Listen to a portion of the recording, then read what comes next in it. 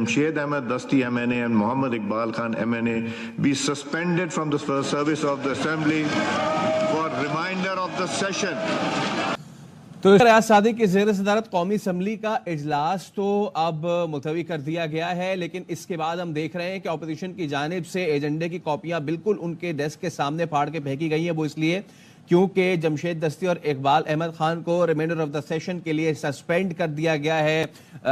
और जब इस इजलास जारी था तो अयाज सादिक जो स्पीकर असम्बली हैं उन्होंने रूल 21 का इस्तेमाल करते हुए तमाम तर जो है वो कार्रवाई अमल में लाई है। डिप्टी ब्यूरो चीफ सलामत अजहर फारूक हमारे साथ मौजूद हैं।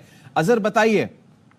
स्पीकर कौमी असम्बली ने सुन्नी इत्तेहाद कौंसिल के जो 2 अरकान हैं इकबाल अहमद खान और जमशेद दस्ती, उन्होंने गुज़श्ता रोज जो है ऐवान के अंदर नारेबाजी की थी और स्पीकर कौमी असम्बली ने इस हवाले से ये पॉइंट उठाया है कि नामुनासिब अल्फाज का इस्तेमाल गुज़श्ता रोज किया गया, जो कि असम्बली रूल्स और